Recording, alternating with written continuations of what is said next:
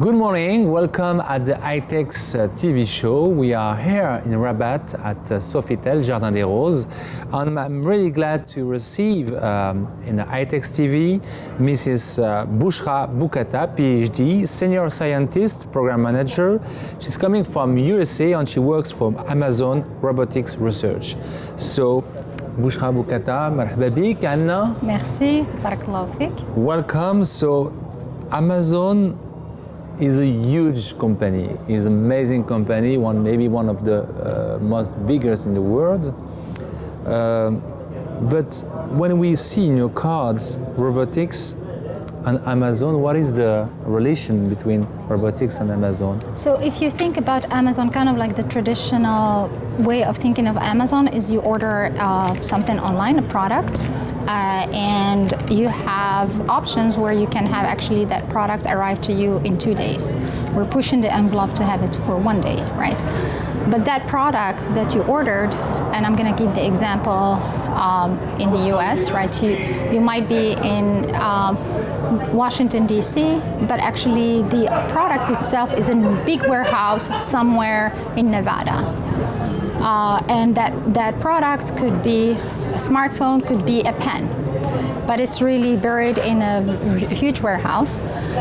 But in order to ensure that you get it within those 2 days, there is a lot of logistics that happen around that. Right? So really the first piece is really identifying where the product is and getting it out quickly to get packaged and packaged in a smart way so that it gets to you properly. So there is a lot of operations there. But robotics specifically is really to help with there's a lot of automation, but specifically for the warehouses is how to retrieve those items from a pod. It's called a pod. It's multiple layers where you store the items. Traditionally, it would be having a human going and looking and scanning and identifying where the object. And these field houses, these fields, these warehouses, they're like huge fields, like 6 times a soccer field, just to give a perspective. And sometimes you have multiple layers. So if you have humans really that need to go after all these products, you will require a lot of humans and also a lot of them working very hard and not necessarily being able to achieve it in a reasonable amount of time. So now with robots, we have these robots. They're about this high and this big. And what they do, we organized all the items in what we call pods. So now the items are stored there, but instead of having a human go in and identify which pod it is in, we have the system that identifies where the system is, where that item in the system is, and then the robot goes and picks it up and provides it to a human operator that then places it with other items so that they can be packaged and sent to you.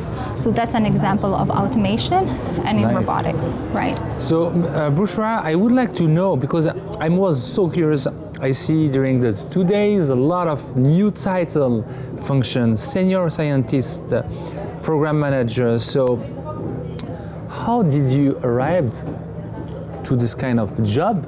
And what is the parcours of your formation in schools to get this job?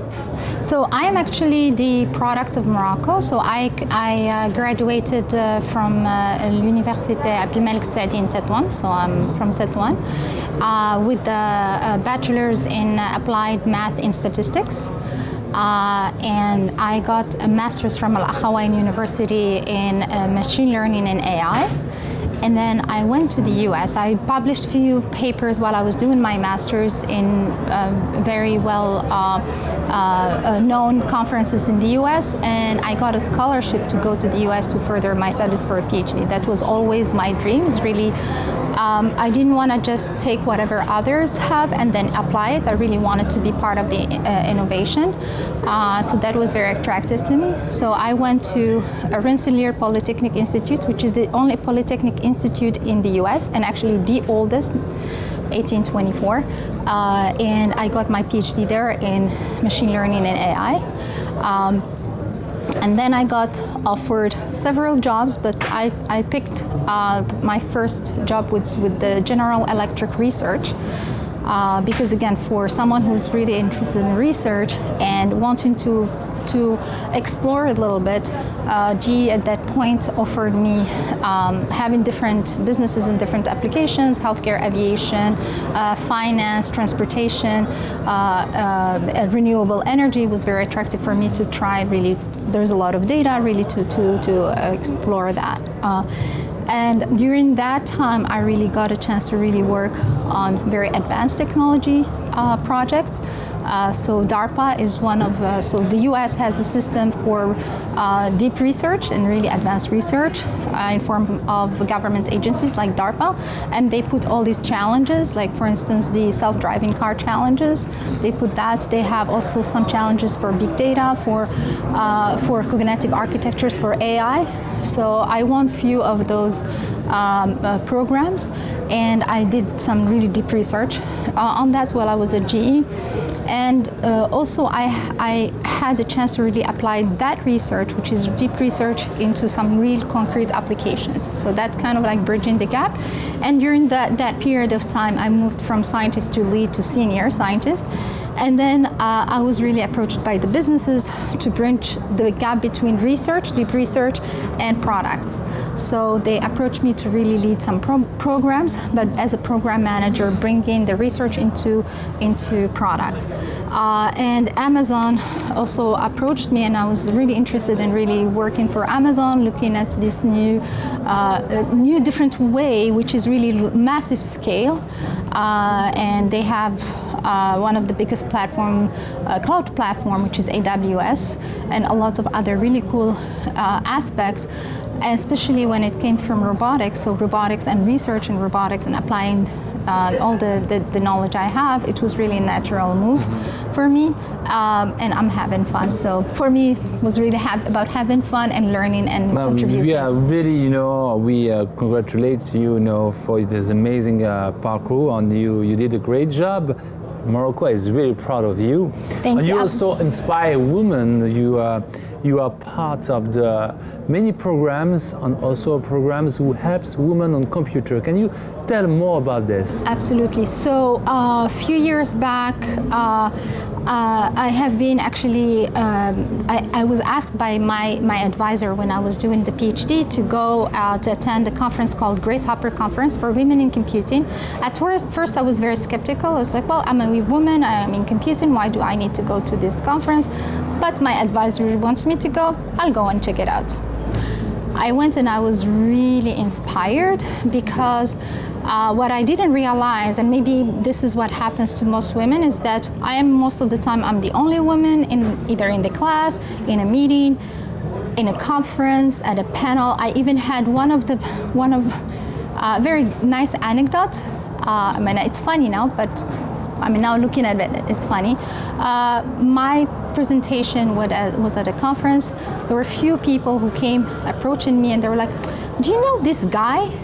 We're looking for this guy. The topic seems very interesting. I'm like, well, that guy is a girl and it's me. So then I realized really there's this misconception of, women and computing, they don't go together.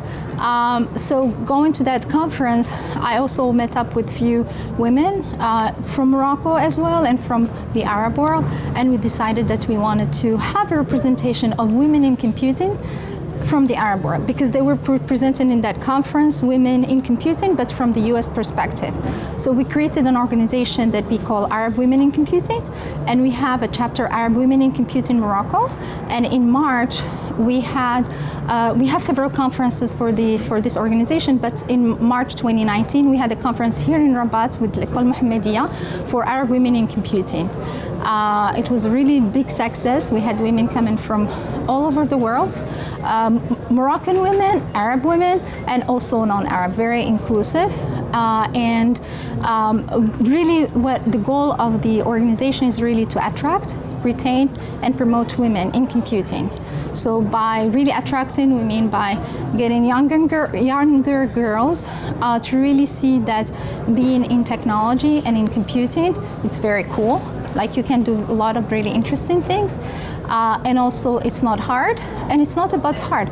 Women, we can do it, so it's just really giving them perspective that there are role models that we did it, and there's a pipeline of other women who did it.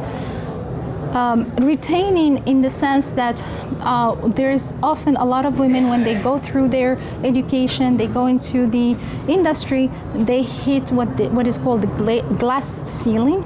Yes. Which means they cannot advance in their career. There is a disparity in terms of salaries, there is bias in promotions and so stuff like that. So some women, what they do, they opt to change functions, going into more managerial tracks, because then they can advance their careers. We're trying to persuade them to stay in technology and really advance. Like for instance, I am senior, will be moving to principal. I have a few other friends, they move to principal. There are senior principals and chiefs technologies, which is kind of like the highest you can get in from a technical career path, and it's very influential. It's really influential without having really people reporting to you, but it weighs a lot. So we're trying to bring that ecosystem and having people you can lean in and have very similar interests and really bring them together. Now that's one thing. The other aspect is that, again, it's a conference on computing. So we address that problem, but also we bring the opportunity to present technical work, and we have ACM proceedings, so we have partnership with them. So everything that we provide as technical, it's like all the top conferences that are technical conferences, except here we focus a little bit more on women. Thank you very much, Bouchra Bouqata, PhD, Senior Scientist, Program Manager at Amazon Robotics Research. So follow this organization, Arab Women Computer. If you are interested, I think they can follow the website. There is a website. There is a website, Arab Women in Computing. Nice. Yes. So thank you, and I hope that you have a great time in Morocco and see you again for your give back to our country and also to the continent. And I invite you to follow africaitexpo.ma on #AITEX.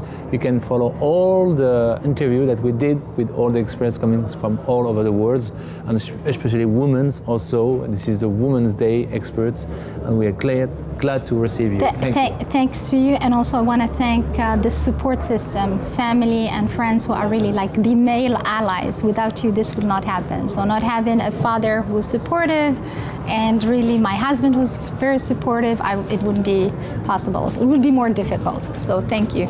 Thank you very much. Thank you.